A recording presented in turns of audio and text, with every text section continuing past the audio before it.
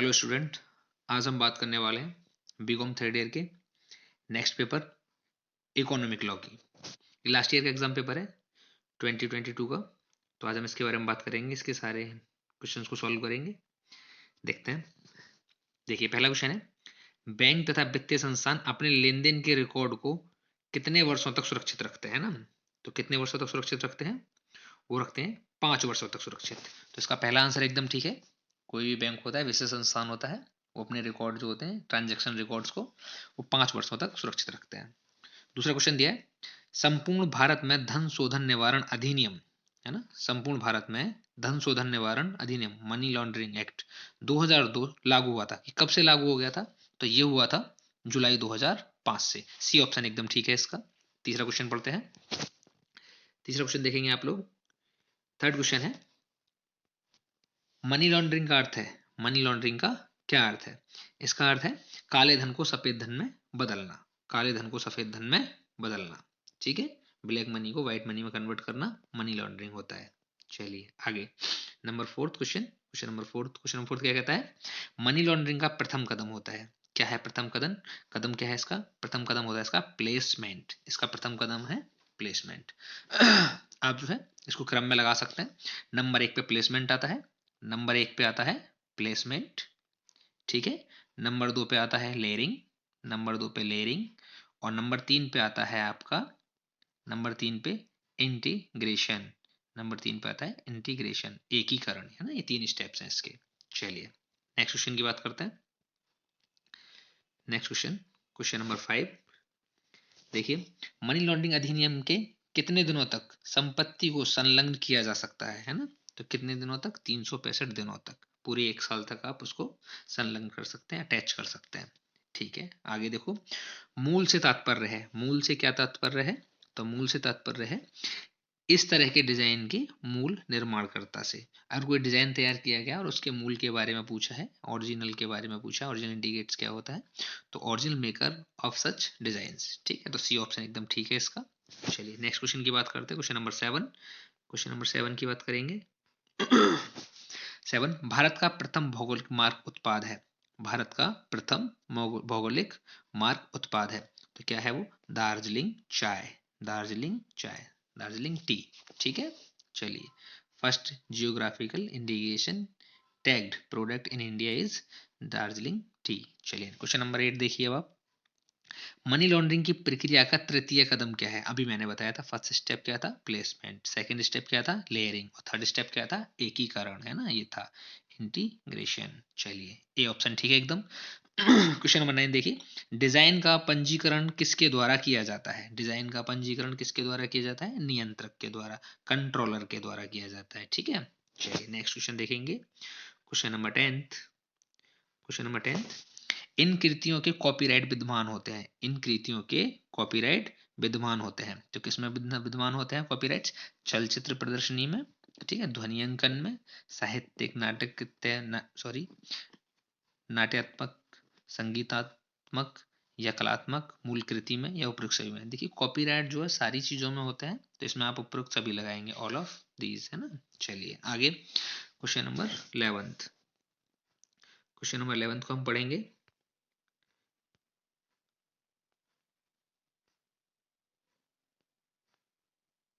Question number 11, FEMA के अंतर्गत विदेशी विनिमय के लिए अधिकार कौन देता है?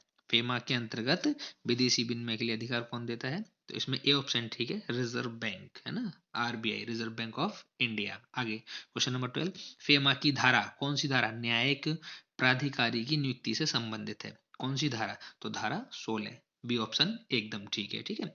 अच्छा, फेरा का नाम क्या है पूरा? फेरा और फेमा, है ना, दो नाम होते हैं, एक फेमा एक फेरा। तो यहाँ पे फेमा पूछा गया, तो फेमा का नाम क्या है पूरा, वो हम बताते हैं ना। तो इसको बोलते हैं फॉरेन एक्सचेंज मैनेजमेंट एक्ट, है ना, फॉरेन एक्सचेंज मैनेजमेंट एक्ट। लिख देता हूं मैं यहाँ पे, फॉरेन एक्सचेंज मैनेजमेंट एक्ट, ठीक है। ये कब लागू हुआ था? ये लागू हुआ था 1999 में लागू हुआ था ये, ओके। चलिए नेक्स्ट क्वेश्चन देखते हैं। अगले क्वेश्चन की बात करते हैं।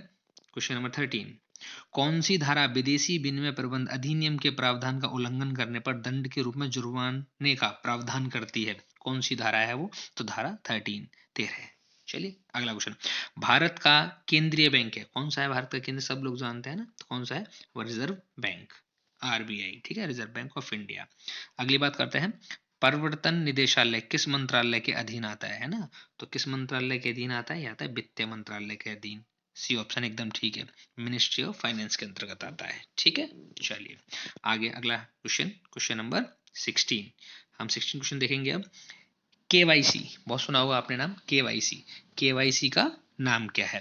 तो केवाईसी का पूरा नाम क्या है? केवाईसी का पूरा नाम है अपने ग्राहक को जाने, अपने ग्राहक को जाने।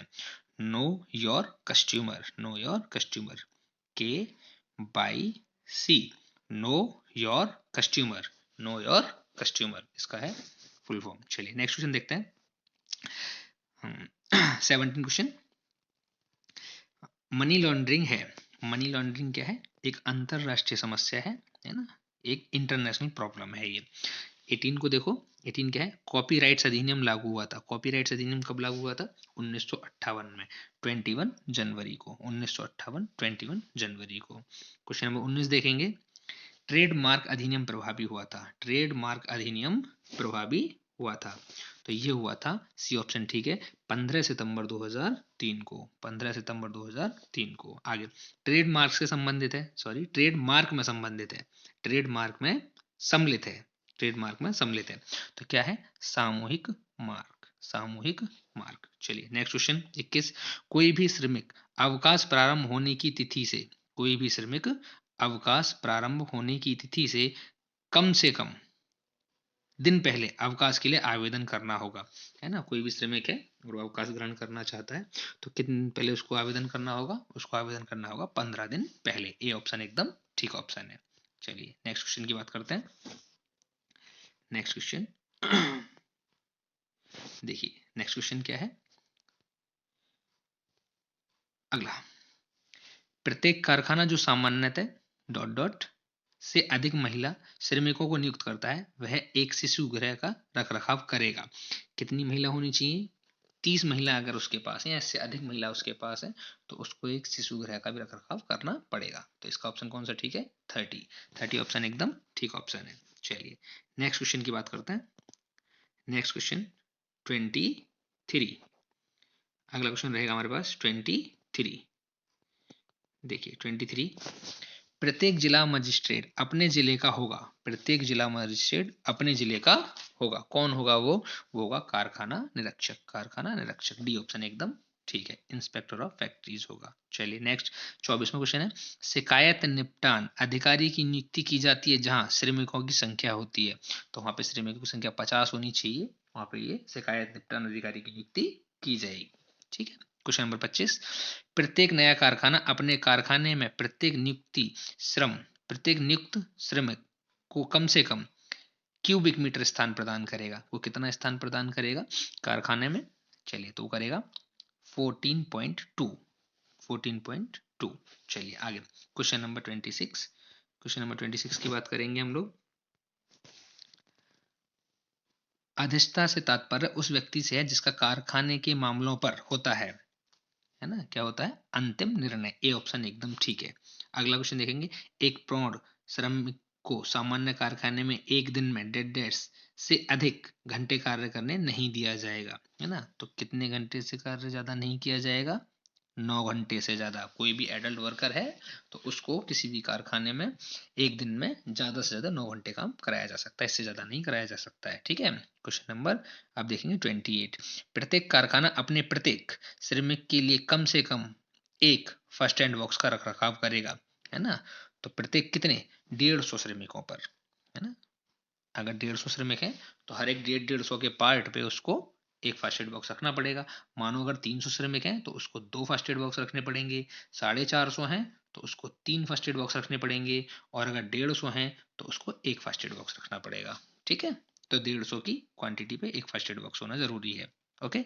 चलिए नेक्स्ट क्वेश्चन की बात करते हैं। हमारा क्वेश्चन रहेगा अभी 29 क्या है, जब किसी कारखाने की दीवारों, छतों आदि को धोने योग्य जल पेंट से पेंट किया जाता है तो उन पर वर्ष की प्रत्येक अवधि में एक बार पुनः पेंट किया जाएगा। ठीक है, तो जल पेंट जो होता है ना, वाटर पेंट जो होता है, अगर वो कहीं पेंट किया गया है तो कितने वर्ष की अवधि में उसको फिर से रिपीट करना पड़ेगा, फिर एक बार पेंट करना पड़ेगा उसको। तो कितने वर्ष की अवधि रहेगी, वो वर्ष की अवधि रहेगी 3 वर्ष की, है ना। 3 साल बाद आपको फिर से एक बार प्लास्टिक पेंट होता है ना, वाटर पेंट जो होता है, अगर किया गया है तो फिर से आपको रिन्यूअल कराना पड़ेगा। चलिए क्वेश्चन नंबर 30, कार्य समिति संगठन किया जाता है, कार्य समिति संगठन किया जाता है, समिति का गठन किया जाता है, तो इसका गठन कौन करेगा, नियोक्ता के द्वारा किया जाता है। क्वेश्चन नंबर 31 देखेंगे, पंजीकरण कार्य में त्रुटि को सुधारने का अधिकार होता है ना, पंजीकरण कार्य में त्रुटि को सुधारने का अधिकार होता है, किसका, रजिस्ट्रार का होता है। रजिस्ट्रार जो होता है वो इस त्रुटि को सुधार सकता है। नेक्स्ट क्वेश्चन देखेंगे 32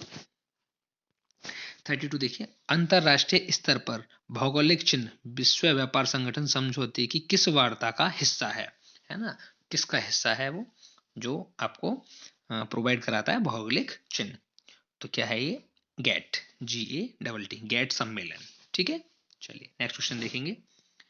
नेक्स्ट क्वेश्चन नंबर 33, भारत में पर्यावरणीय कानून बनाने की प्रेरणा किस घटना पर आधारित है, किस घटना पर आधारित है, भोपाल गैस त्रासदी।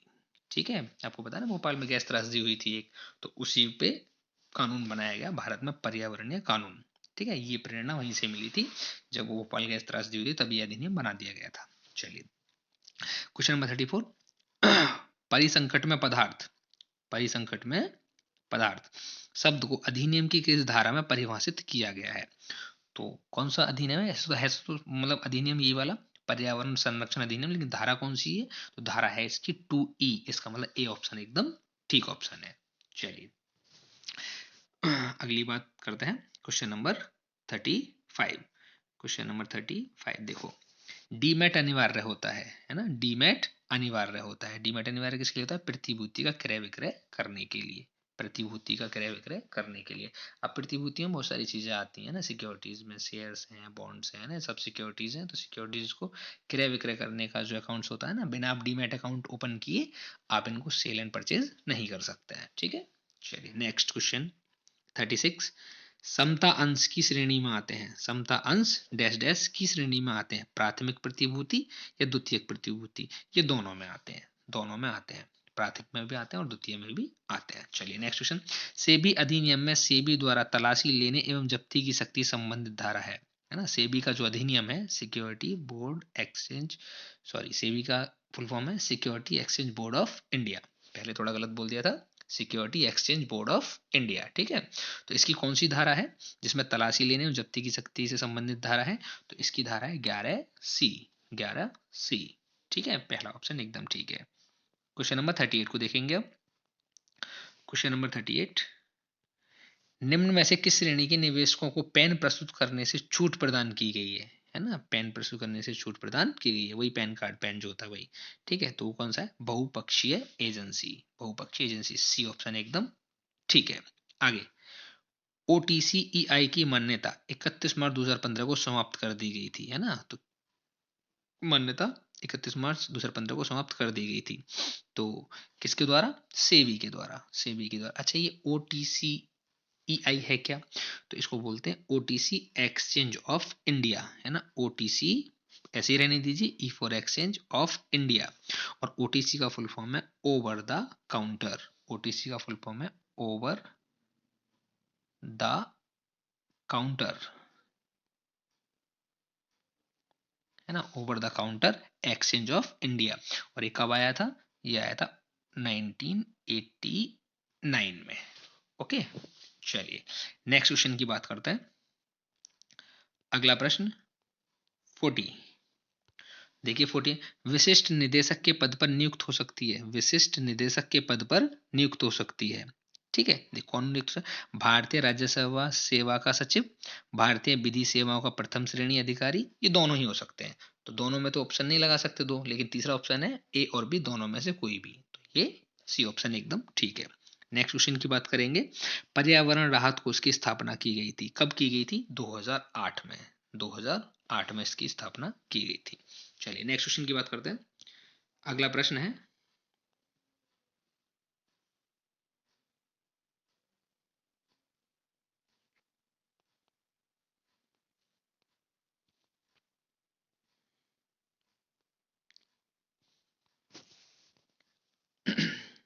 देखिए नेक्स्ट क्वेश्चन, पेटेंट अधिनियम के अनुसार दंडनीय अपराध है। पेटेंट अधिनियम के अनुसार दंडनीय अपराध है। देखते हैं क्या हो सकता है इसमें। ए दे रखा है, गोपनीय प्रावधानों का उल्लंघन करना, ठीक है। पंजिका में प्रविष्टियों का मिथ्याकरण करना, ठीक है। पेटेंट कार्यालय शब्दों का सदोष उपयोग करना, ठीक है। उपयुक्त सभी, बिल्कुल उपयुक्त सभी। अगर इसमें से आप कोई भी काम करते हैं तो आपके लिए दंडनीय अपराध बन जाएगा वो।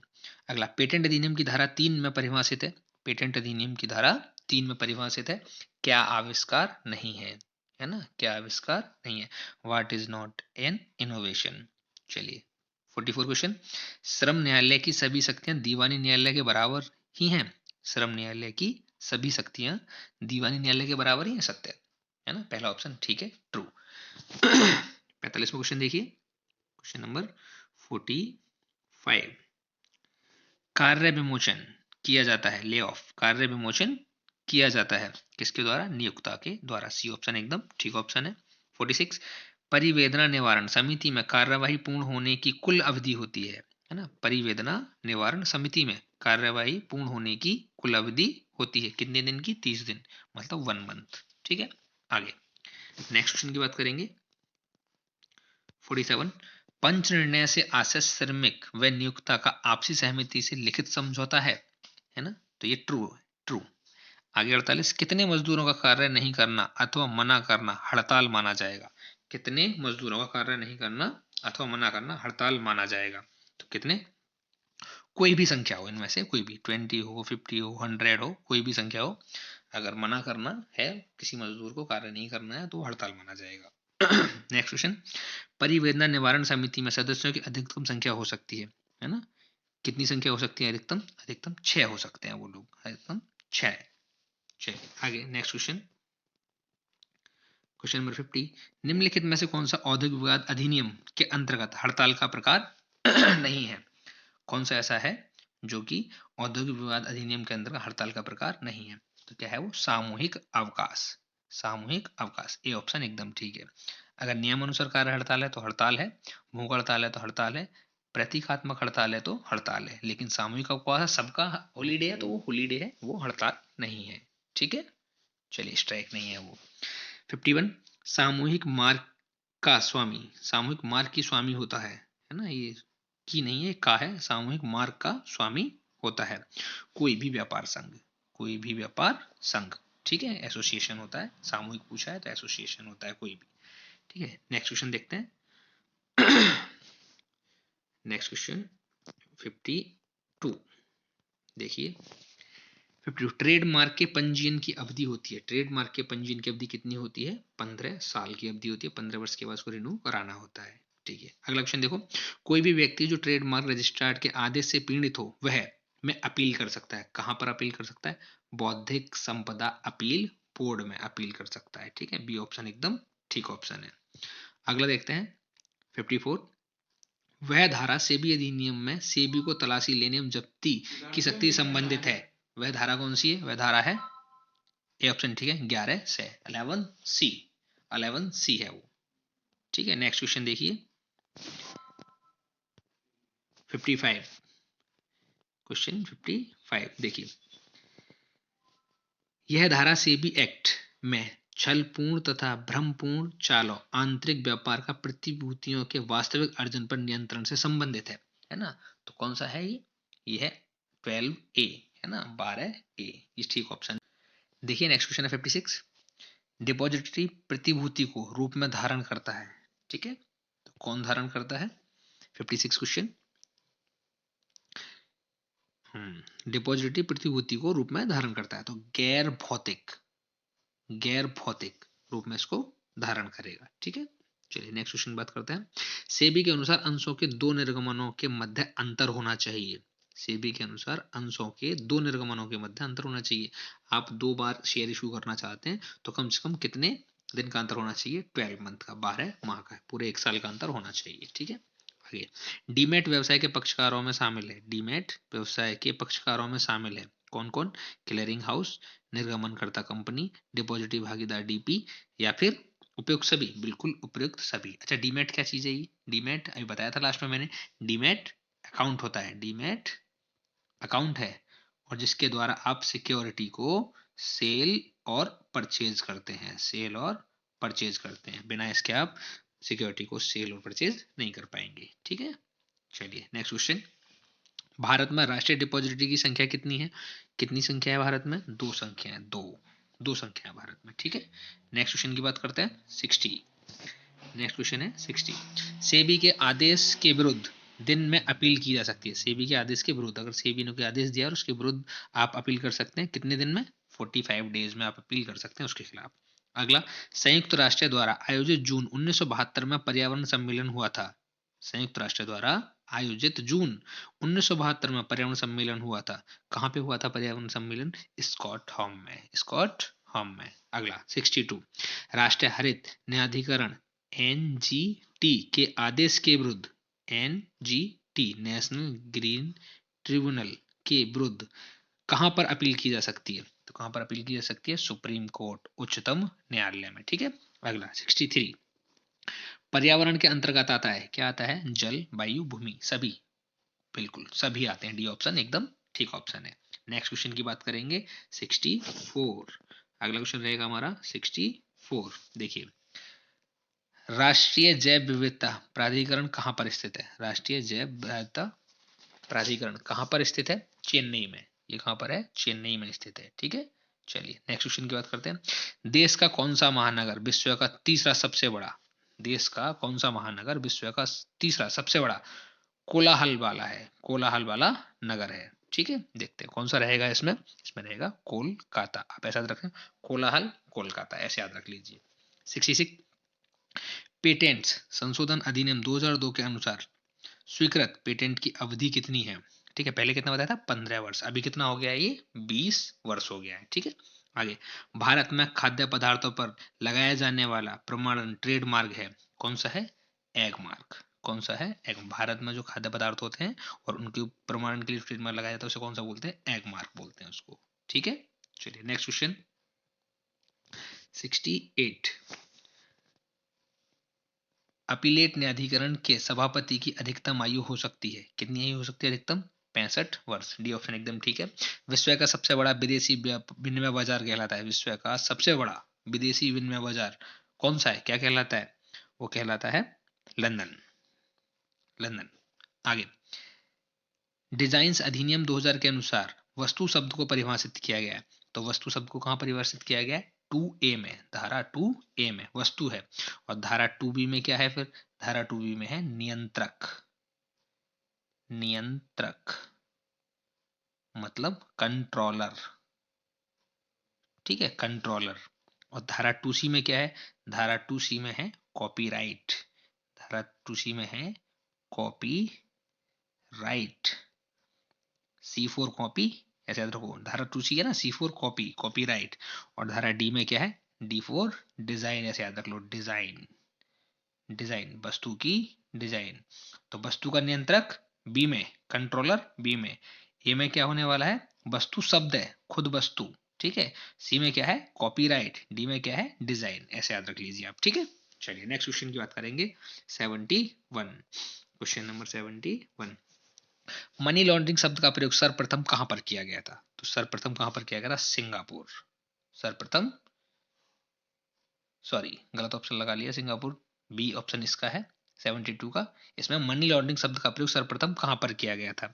तो सर्वप्रथम इसका प्रयोग किया गया था संयुक्त राज्य अमेरिका में। संयुक्त राज्य अमेरिका में। आगे, भारत में सबसे अधिक प्रत्यक्ष विदेशी निवेश FDI कहां से है? कहां से आता है? कहां से आता है? सिंगापुर से आता है। चलिए नंबर 73। औद्योगिक विवाद अधिनियम 1947 में कुल कितनी धाराएं हैं? तो कुल कितनी धाराएं हैं? धारा है इसमें 40। बी ऑप्शन एकदम ठीक है। ठीक है, नेक्स्ट क्वेश्चन 74। देखिए 74। किसी महिला श्रमिक से एक दिन में अधिकतम कितने घंटे कार्य कराया जा सकता है? तो कितने घंटे कार्य कराया जा सकता है? 9 घंटे। ठीक है, अभी लास्ट में क्वेश्चन आया था ये वाला, 9 घंटे। नेक्स्ट क्वेश्चन 75 देखिए, अनुचित श्रम व्यवहार करने पर दंड व जुर्माना का प्रावधान है ना। क्या प्रावधान है? अगर अनुचित श्रम व्यवहार करोगे आप तो क्या प्रावधान है? इसमें प्रावधान है 6 महीने का आपको कारावास होने वाला है और आपको फाइन लगने वाला है 1000 रुपए का। दोनों ही बात ठीक है, तो इसका सी ऑप्शन एकदम ठीक होने वाला है। नेक्स्ट क्वेश्चन की बात करेंगे 76। कारखाना अधिनियम 1948 की धारा 78 से 84 में विवेचना की गई है। 78 से लेके 84 तक किसकी विवेचना की गई है? मजदूरी सहित वार्षिक अवकाश की। मजदूरी सहित वार्षिक अवकाश की, ठीक है, एनुअल लीव विद वेजेस की। चलिए नेक्स्ट 77। स्थल मूल्यांकन समिति का अध्यक्ष होता है। स्थल मूल्यांकन समिति का अध्यक्ष होता है कौन? मुख्य कारखाना निरीक्षक। मुख्य कारखाना निरीक्षक, ए ऑप्शन एकदम ठीक है। नेक्स्ट, कॉपीराइट बोर्ड के अध्यक्ष तथा सदस्यों का वेतन एवं मतों का निर्धारण किया जाता है। कॉपीराइट बोर्ड के अध्यक्ष तथा सदस्यों का वेतन एवं मतों का निर्धारण किया जाता है। किसके द्वारा किया जाता है? केंद्रीय सरकार द्वारा, सेंट्रल गवर्नमेंट के द्वारा किया जाता है, ठीक है। 79 क्वेश्चन देखेंगे। 79, कॉपीराइट बोर्ड का गठन होता है। कॉपीराइट बोर्ड का गठन होता है किसके द्वारा होता है? एक अध्यक्ष व 2 सदस्य। एक अध्यक्ष व 2 सदस्य के द्वारा। आगे, निम्नलिखित में से किसके कारण वायु प्रदूषण नहीं होता है? कौन सा ऐसा है इसमें से जिसमें कि वायु प्रदूषण नहीं होता है? जल विद्युत शक्ति केंद्र, इसके द्वारा नहीं होता है, ठीक है। आगे नेक्स्ट क्वेश्चन 81, परिवेदना निवारण समिति में कार्यवाही पूरी करने की अधिकतम अवधि है। परिवेदना निवारण समिति में कार्यवाही पूरी करने की अवधि क्या है? अधिकतम अवधि क्या है? कितने दिनों में आपको क्या कर पाना है कार्यवाही को? 30 दिन में, पूरे 1 महीने में, ठीक है। बी ऑप्शन एकदम ठीक है। औद्योगिक विवाद अधिनियम की धारा के अंतर्गत श्रम न्यायालय की स्थापना की जाती है। श्रम न्यायालय की स्थापना किस धारा के अंतर्गत की जाती है? तो वो है धारा 7। ए ऑप्शन एकदम ठीक है। 83 क्वेश्चन, औद्योगिक विवाद संबंधित होता है। औद्योगिक विवाद संबंधित होता है, किससे संबंधित होता है ये? देखिए, रोजगार की शर्तों से, श्रम की दशाओं से, किसी व्यक्ति की नियुक्ति अथवा सेवा मुक्ति से नहीं, इनमें से कोई भी नहीं है। इनमें से कोई भी नहीं, ठीक है। औद्योगिक विवाद है तो औद्योगिक संबंधित होता है, इनमें से किसी से नहीं होता है, ठीक है। 83 का डी ऑप्शन ठीक है। 84 क्वेश्चन देखिए, कार्य समिति के सदस्यों की अधिकतम संख्या होती है। कितनी अधिकतम संख्या? 20 है ना। बी ऑप्शन एकदम ठीक है। क्वेश्चन नंबर 85 पढ़ लेते हैं। औद्योगिक विवाद का आर्थिक कारण है। औद्योगिक विवाद का आर्थिक कारण है। कौन सा आर्थिक कारण है औद्योगिक विवाद का? औद्योगिक विवाद का आर्थिक कारण कौन सा है? देखते हैं ऑप्शन में। पहला ऑप्शन है विवेकीकरण, ठीक है। अगला ऑप्शन देखते हैं। अगला ऑप्शन है कम मजदूरी। अगला, कार्य की असंतोषजनक दशाएं और उपयुक्त सभी। बिल्कुल उपयुक्त सभी, डी ऑप्शन एकदम ठीक ऑप्शन है। अगला क्वेश्चन 86, भारत में विदेशी प्रतिभूति तथा विदेशी विनिमय में लेन देन कर सकता है। भारत में विदेशी प्रतिभूतियों तथा विदेशी विनिमय में लेन देन कर सकता है। कौन व्यक्ति है जो लेन देन कर सकता है? अधिकृत व्यक्ति, ऑथोराइज्ड पर्सन। कोई भी व्यक्ति नहीं कर सकता, अधिकृत व्यक्ति कर सकता है, ठीक है। नेक्स्ट क्वेश्चन 87, देखिए आप 87 को, फेमा, फेमा लागू होता है। फेमा बताया था फॉरेन एक्सचेंज मैनेजमेंट एक्ट, ठीक है। फेमा बताया था फॉरेन एक्सचेंज मैनेजमेंट एक्ट। कब लागू हुआ था ये कब लागू हुआ था? 1999 में। ये लागू हुआ था 1999 में, ठीक है। चलिए, क्या है? फेमा लागू होता है किस पे? संपूर्ण भारत पे। ए ऑप्शन एकदम ठीक है। 88 क्वेश्चन, व्यक्ति के अंतर्गत सम्मिलित है। व्यक्ति के अंतर्गत सम्मिलित है, क्या सम्मिलित है? एक हिंदू अवैध परिवार, एक व्यक्ति, एक कंपनी एवं फर्म, उपयुक्त सभी। सब आर्टिफिशियल पर्सन है, ये आर्टिफिशियल पर्सन है, ठीक है। एक व्यक्ति तो व्यक्ति होता ही है, हिंदू अवैध परिवार व्यक्ति होता है, तो उपयुक्त सभी, डी ऑप्शन एकदम ठीक ऑप्शन है। चलिए 89, फेमा भारत में कब से लागू हुआ था? फेमा भारत में कब से लागू हुआ था? तो भारत में लागू हुआ था जून 2000 से, है ना। जून 2000 से भारत में लागू हो गया था। चलिए 1999 में आया था, लागू हुआ था 1 जून 2000 से, ठीक है। चलिए question number 90, question number 90, appellate न्यायाधिकरण को वे सभी शक्तियां प्राप्त होती हैं जो एक दीवानी न्यायालय को प्राप्त होती हैं। यह कथन है। यह कथन कौन सा है? सत्य है। पहले भी आया था ये वाला क्वेश्चन, है ना, सत्य है। अगला, जियोग्राफिकल इंडिकेशन को रजिस्टर कर सकता है। कौन आदमी है जो रजिस्टर कर सकता है? उत्पादक, है ना, प्रोड्यूसर। रजिस्टर्ड करा सकता है, कर नहीं सकता, करा सकता है, ठीक है। अगला 92, 92 है, पेटेंट्स, डिजाइन तथा ट्रेडमार्क का महानियंत्रक अथवा रजिस्ट्रार्ड की नियुक्ति करती है। कौन करता है भाई? केंद्र सरकार करती है उसकी नियुक्ति। कौन करता है? केंद्र सरकार करती है, सेंट्रल गवर्नमेंट। अगला क्वेश्चन नंबर 93, ट्रेडमार्क कानून सुरक्षा देता है, ट्रेडमार्क कानून सुरक्षा देता है, ट्रेडमार्क स्वामी को, जो उसका स्वामी रहेगा उसको सुरक्षा मिलेगी। आगे 94, कॉपीराइट, कॉपीराइट बोर्ड का अध्यक्ष होता है, कॉपीराइट बोर्ड का अध्यक्ष होता है, कौन होता है? उच्च न्यायालय का न्यायाधीश, जज ऑफ हाई कोर्ट। ठीक है। अगला, पंजीकृत डिजाइन की चोरी करने पर दंड का प्रावधान है, पंजीकृत डिजाइन की चोरी करने पर दंड का प्रावधान है, कितना? 25,000 रुपए। ठीक है, अगर किसी की आप डिजाइन चोरी कर लेते हैं, वो पेटेंट है, पंजीकृत ऑथराइज्ड है तो उस पर आपको 25,000 रुपए का जुर्माना लगेगा। और कौन सा अधिनियम लगता है इसमें? इसमें लगता है डिजाइन अधिनियम, इसमें लगता है डिजाइन अधिनियम, डिजाइन अधिनियम 2000। ठीक है, 2000 वर्ष में आया था ये, तो ये डिजाइन अधिनियम 2000 लगता है। 25,000 रुपए का जुर्माना आपके ऊपर लगेगा अगर आप डिजाइन चोरी करते हैं किसी का तो। ठीक है, क्वेश्चन नंबर 96 देखना है अभी।